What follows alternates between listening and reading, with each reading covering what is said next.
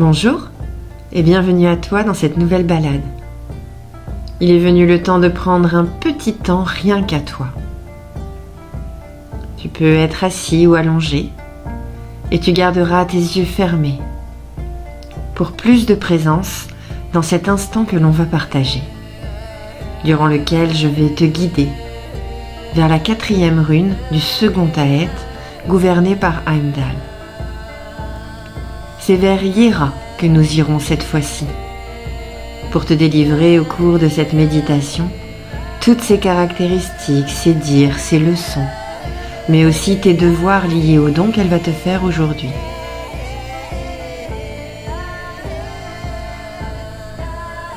Afin d'éveiller ton corps et ton âme, je t'invite à prendre une longue inspiration par le nez. Relâche les muscles de la mâchoire et laisse sortir le souffle par ta bouche comme si tu soufflais dans une paille.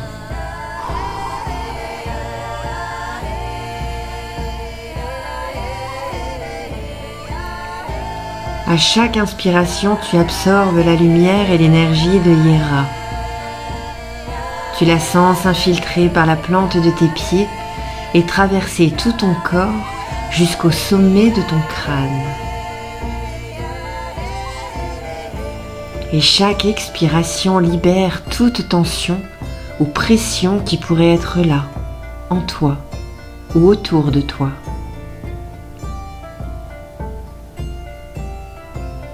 Ta respiration devient plus naturelle. Ton souffle est plus long et les battements de ton cœur plus lents, au fur et à mesure que la détente balaie l'ensemble de ton être.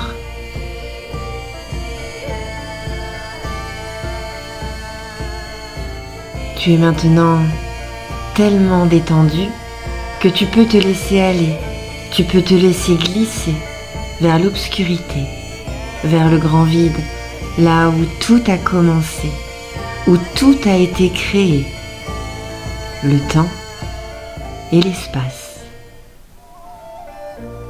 Bienvenue dans le grand vide de Ginnungagap.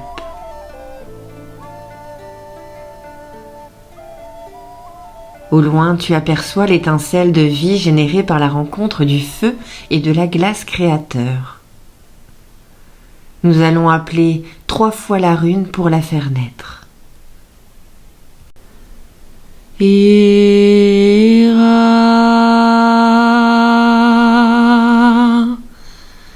Yera,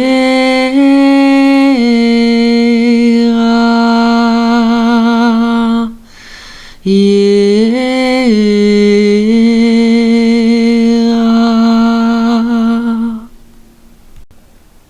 Harer gumna gödi, hoggod sumar, ok adgröin haker. La récolte est une bénédiction, un bon été et un champ mûr. Yera, rune de Frey et de Freya. Elle dit : je suis la roue des saisons, la transition cyclique, les moissons et les récoltes. Mais comment as-tu travaillé jusque-là ? Que vas-tu récolter ? Récompense ou punition ? La puissance de nos voix donne l'impulsion à l'étincelle de lumière qui se transforme en un brouillard vert velouté, prenant l'apparence de la rune Yera. Elle grandit de plus en plus, brillant dans l'obscurité, se déplaçant vers toi pour finalement s'arrêter en attendant que tu y entres. Il te suffit de chuchoter son nom pour être transporté de l'autre côté de la rune. Yeah.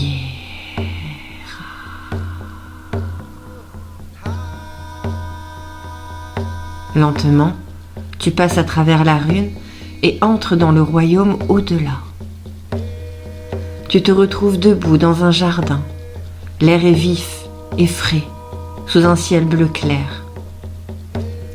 Le gel de la nuit s'est transformé en rosée sur les allées couvertes d'herbes qui courent entre une alternance de buttes de terre brune et de sillons creusés. Bien qu'il fasse froid, tu es bien protégé avec des bottes de jardinage épaisses, des mitaines chaudes et une veste bien ajustée. Au-delà des plates-bandes, tu peux voir les branches nues du verger et au loin, la vigne grimpe le long du grillage solide du jardin. Tout est calme et paisible. Ton attention est attirée par un petit mouvement devant toi. Un rouge-gorge, à poitrine brillante, qui est en train de se lisser les plumes sur le manche d'une bêche de jardin. Il regarde par-dessus ton épaule, car derrière toi la porte de la cabane grince et la gardienne du jardin émerge de son sanctuaire. Tu te retournes et l'observes. Elle est ronde, avec les joues roses, les yeux pétillants, les mains calleuses dues au travail. Et sous ses jupes, tu vois des bottes identiques aux tiennes. Elle te sourit vivement et fait un signe de la tête au rouge-gorge. Tu ressens comme un bouillonnement dans l'air, comme si le jardin lui-même avait hâte de se mettre au travail maintenant que sa maîtresse bien-aimée était à portée de main.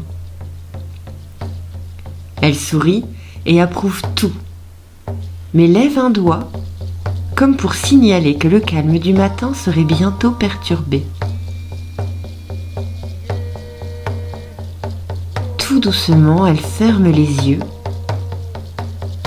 et place ses mains en angle droit, l'une au-dessus de l'autre sur son ventre, chacune formant un arc de la rune Hiera, de manière à ce que son axe central se pose au niveau de son nombril. Elle semble écouter ou observer, peut-être même les deux. Elle attend que le soleil s'éclaircisse, transformant le vert de l'herbe en émeraude vibrante, caressant le sol riche et s'enfonçant plus bas dans ses profondeurs, remuant la force vitale des arbres et rendant le poitrail du rouge-gorge flamboyant. Et là, c'est fait. Tu es à peine conscient de ce qui se passe, mais bientôt, toi et la maîtresse des lieux êtes au travail acharné, à cultiver le sol avec vos fourches et vos pelles, à biner, à désherber. Élagage de la pousse de l'année dernière. Plantation de nouveaux arbres et arbustes, en mesurant des rangées nettes à travers les sillons avec des piquets et de la ficelle. Puis le travail de semis commence. La gardienne sort des paquets et des pots pleins de graines. Elle te dit que telles plantes vont pousser à partir de telles graines, pendant que tu les passes doucement entre tes doigts, en admirant leur texture et leur couleur. Ensemble, vous plantez les graines dans de minuscules pots, en les recouvrant doucement et en les emballant. Aucun détail n'est trop petit pour la bienfaitrice. Elle connaît chaque centimètre carré du jardin, chaque arbre, chaque racine, chaque graine que vous plantez ensemble. Tu peux enfin saluer les 2 premières fleurs printanières en trottinant entre le potager et la serre. À mesure que le soleil devient plus fort, la plantation peut commencer. Tu sors les petites pousses aux feuilles vertes de leur peau et les plantes dans leurs sillons prémarqués en les plaçant tout doucement. Le soleil crée comme des éclats de verre lumineux sur les plantes tendres. Au fur et à mesure que les averses de printemps nourrissent les graines, tu aides la gardienne à réorganiser les hangars et les serres, en courant chaque fois que le ciel est clair pour arracher les mauvaises herbes des sillons. Matin après matin, la gardienne t'accueille avec de nouvelles tâches à accomplir. Elle juge du moment opportun pour chaque graine, pour chaque lot de semis prêt pour la plantation. En creusant et en plantant, tu sens la vie du jardin éclater alors que le brun rouge de l'hiver dévoile les secrets que la terre renferme au plus profond d'elle-même. Le jardin est vivant de couleurs et de croissance alors que les bourgeons sur les arbres cèdent la place aux feuilles vertes. Tes bras sont désormais plus forts en travaillant le jardin et maintenant ils se raffermissent, se musclent lorsque tu tires des seaux de pluie chaque jour pour arroser le jardin. Ton travail acharné a été récompensé à plusieurs reprises, avec chaque feuille, chaque bourgeon qui éclate, chaque fleur prend vie. Tes mitaines maintenant sont sur le côté du jardin, et tu travailles avec les manches retroussées et un bonnet sur la tête pour te protéger du soleil. Tu te sens toi-même comme une plante au fur et à mesure que ta peau brunit. Ton corps est nourri par la primeur de la récolte de succulentes pommes de terre et des petits pois servis à la menthe et au beurre. Des salades vertes fraîches et les toutes premières fraises, des prunes douces et collantes, de l'ail, des oignons, de délicieux artichauts. Au fur et à mesure que l'été avance, le jardin est de plus en plus généreux. Vous êtes tous deux récompensés avec des groseilles d'un rouge éclatant, des framboises juteuses, des grappes, de haricots, du céleri, du chou et tous les types de légumes que tu peux imaginer. L'air bourdonne de la vie des insectes, alors qu'ensemble vous commencez la récolte des pommes. Posez l'échelle contre les troncs robustes des arbres et remplissez panier après panier de délicieux fruits. Dans un coin du jardin, le tas de compost grandit alors que tu le couches soigneusement, prêt pour que la nature fasse sa magie. À l'approche de la nuit, il est temps de ramener les plantes tendres dans la serre. Le travail de récolte se poursuit, alors que les légumes racines sont emballés pour être stockés au frais et les fruits rouges sont collectés pour être utilisés dans les conserves. La récolte d'automne est abondante. Bien que le jardin se calme, la quantité de légumes stockés ne cesse de croître, en plus de la conservation des vins et spiritueux. Durant la journée, vous êtes occupé à emballer les pots, à former les manteaux de paille sur la terre et à creuser le sol pour préparer l'année suivante. Et durant la nuit noire, vous vous asseyez près du feu de joie, mangeant des châtaignes et des pommes de terre cuites lentement dans les braises. Le potager est entouré de jack-o'-lanterne, avec des bougies scintillantes derrière leurs visages sculptés, parfois un peu effrayants. Maintenant, le jardin devient calme. Ça et là, le hou le tamponne de couleurs, tandis que les arbres à feuilles persistantes prennent tout leur sens et que l'écorce lisse et blanche du bouleau argenté brille. Tu te promènes sur les chemins en vérifiant que tout va bien. Il n'y a plus rien à faire. Tu vois que la vie se prépare déjà à commencer un nouveau cycle, attirant l'énergie à travers ce temps de repos et de renouveau. Un beau matin, en arrivant au hangar, tu vois le rouge-gorge sur son manche, se lissant les plumes, comme il l'était il y a presque un an. Tu entends la porte s'ouvrir et la maîtresse du jardin émerge de la serre. Elle a toujours sa lueur rose sur les joues, ses bottes jaillissantes dessous ses jupes. Elle te fait un signe de la tête de satisfaction. Elle sait que votre voyage ensemble touche à sa fin maintenant. Tu regardes la vie dormir dans le jardin. Tu te demandes à quoi elle ressemblera l'année prochaine. La gardienne s'approche de toi et lève un doigt, puis doucement, elle trace la rune Ira sur ton ventre. Tu sens comme une chaleur intense au fond de toi, s'élevant vers le haut de ton ventre à ton cœur. Cette chaleur incroyable se propage vers l'extérieur de ton corps dans toutes les directions, et en se propageant dans l'air ambiant, tu ressens alors la vie sous la terre du jardin, Les bulbes sont nichés bien au chaud au fond de leur sillon. Les racines profondes des arbres tirent encore leur force de la terre, tandis que leur sève se retire en toute sécurité au cœur du tronc. Les insectes s'installent sous les pierres. La visite d'un ver de terre baratant le sol. La rune dessinée sur ton ventre te chuchote que ce n'est pas encore le moment, mais que ce moment viendra. Puis, tout redevient paisible. Tu te tiens face à la maîtresse des lieux. Tu souhaiterais avoir quelque chose à lui rendre en remerciement. Et c'est en regardant ses mains calleuses que tu retires tes mitaines pour les placer entre ses mains.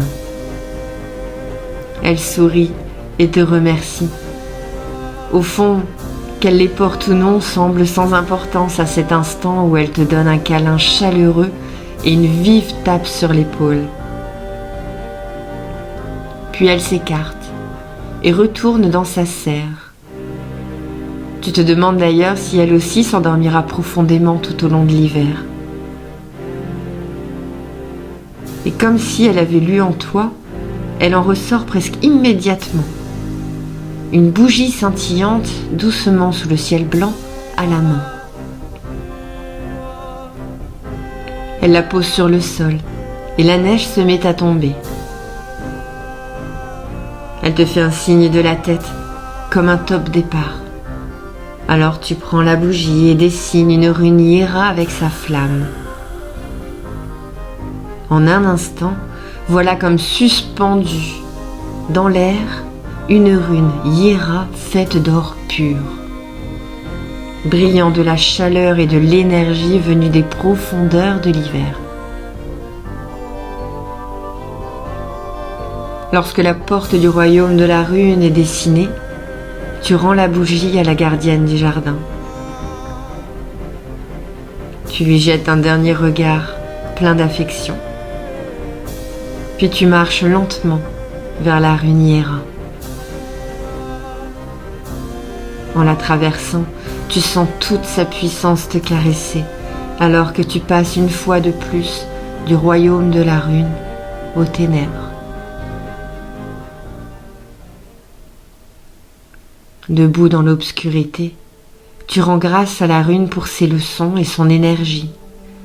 Tu sais maintenant que l'homme doit savoir à quel cycle il appartient, savoir où il en est et comment agir pour être sur le bon chemin.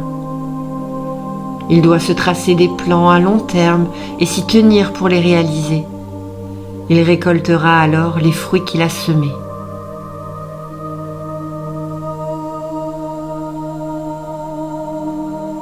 Lentement, tu laisses ton esprit regagner ton corps, en sentant l'obscurité s'estomper autour de toi. Tu reprends conscience de l'espace dans lequel tu es, assis ou allongé. Tu sens de nouveau le contact de tes vêtements sur ta peau et le poids de ton corps sur le support sur lequel tu es installé.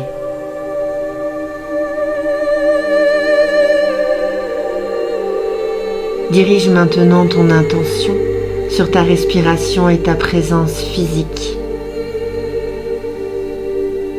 Commence doucement par remuer les doigts, les orteils,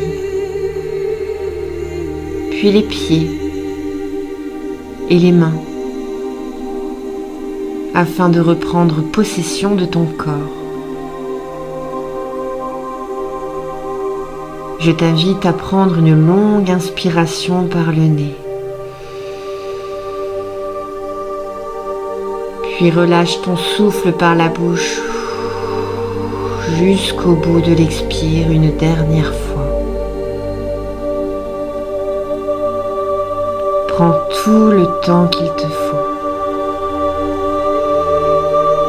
Et quand tu es prêt, ouvre les yeux.